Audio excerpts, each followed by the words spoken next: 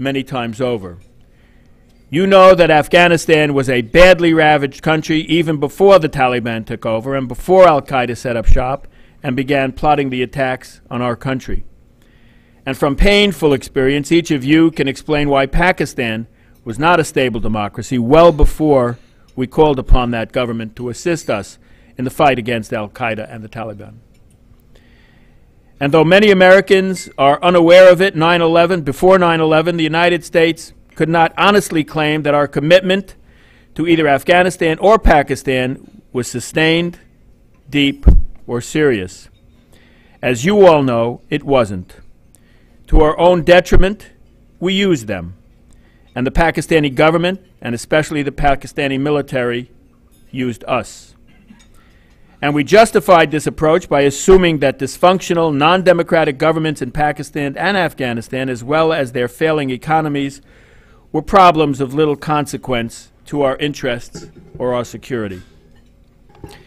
Without the benefit of experienced and knowledgeable guides, we made a lot of bad assumptions.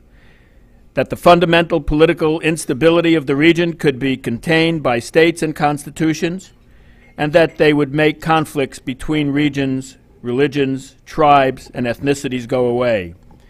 That flags and governments would suffice in place of genuine political reconciliation. That conflicts between states and within states would not bleed over borders, or at least not beyond the region. In short, that the complexity of South Asia could be sealed up and shrink-wrapped into a tidy national package and then left in cold storage. And nowhere were these assumptions more prevalent than with regard to our policy in Pakistan. I don't have to tell any of you that these assumptions did not pan out. So today we're engaged in extensive military operations and massive efforts at governance and capacity building. At a time when our own economic and fiscal position is strained, the circumstances in Afghanistan and Pakistan still absolutely necessitate these extraordinary efforts. Like many, I remain deeply concerned that the money and initiative effort, and let us never forget the blood of our heroic troops, will be for naught if we don't start making some very fundamental changes in how we do business. We've poured billions of dollars in both economic and military assistance into both Afghanistan and Pakistan, and it's not hard to conclude that much, if not most, of the money was badly spent, if not almost completely wasted. We fought for years in Afghanistan, and it can't truthfully be claimed that the country is either safe or getting safer. Moreover, the current counterinsurgency campaign in Pakistan, though badly overdue, has given rise to a massive displacement of approximately 2 million people. The anger and desperation of this population should give us pause if the continued and growing public outrage about civilian casualties caused by our drone strikes was not enough. And our neglect to bringing to the table the issue of how ethnic groups within nations we're trying to help are viewed and treated, and often mistreated, should embarrass us. Despite a revived political partnership with Pakistan, we have seen very little political progress in that country. The last elections helped shift the political dynamic back towards constitutional government, but there is a very long way to go before anyone could say in truth that Pakistan is a nation of laws and not of men. Only now are Americans becoming aware of just how much the inadequacies of Pakistan's institutions mean for our own vital national security interests. And with that awareness comes a need to look at root causes. And that means we need your help. Pakistan's history is relatively short, but history of the territory that makes up the nation is as old as humanity. Indeed, evidence of civilization has been found in the Indus Valley dating back from 9,000 years ago. As such, if human history in that part of the world were thought of as a single year of 365 days, British colonial rule would account for just 4 days, and Pakistani sovereignty just over the last 2.5 days.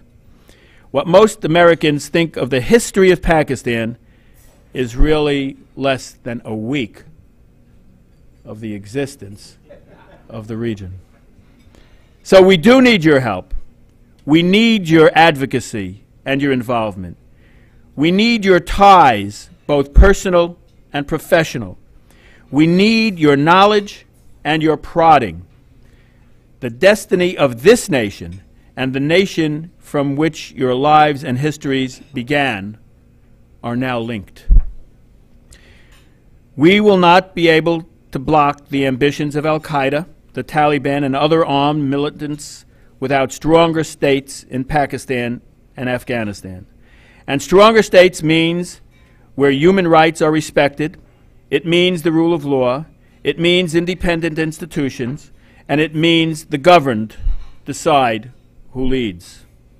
And yes, there is and will have to be a role for armed forces, security services, and police. But what is becoming clear is that while our own understanding of the regional security, ethnic, and tribal dynamics is growing, so too is the popular backlash against the methods that we've been using. So something needs to be changed. Albert Einstein's warning holds true today. He said, "We can't solve our problems by using the same kind of thinking we used when we created them." In approving billions of dollars of assistance and supporting the heroic efforts of our troops and our diplomats and development offices on the ground, Congress has done a great deal. But I wonder if perhaps we wouldn't have done more if we helped infuse a bit more circumspection about our ability to buy or impose those changes in the interests of other states and the needs of other people.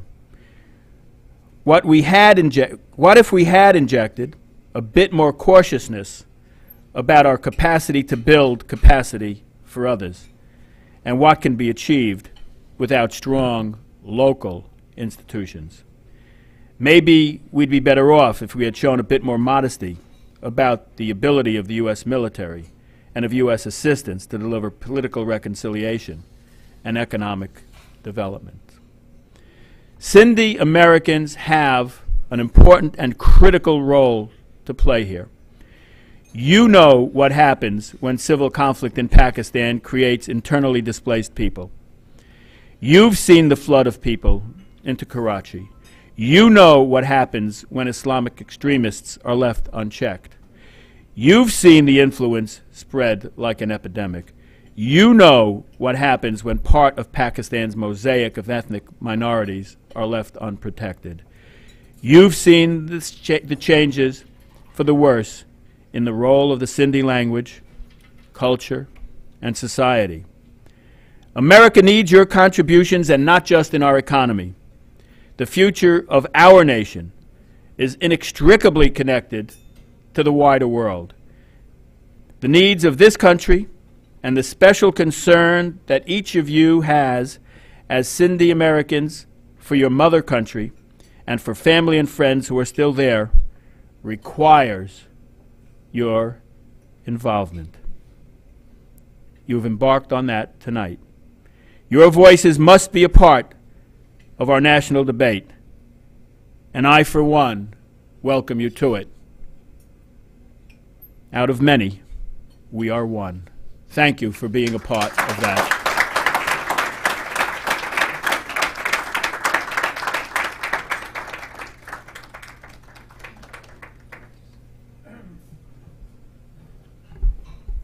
Thank you, Congressman Ackermann. It's my honor to present Congressman Brad Sherman this evening. He is a member of the House Committee on Foreign Affairs, the House Committee on Financial Services, and the Judiciary House Committee. Additionally pertinent to this evening, Congressman Sherman is the member of subcommittees on Middle East, as well as the Committee on Subcommittee on Middle East and South Asia, as well as the Subcommittee on Asia, the Pacific, and Global Environments. Thank you. Yeah.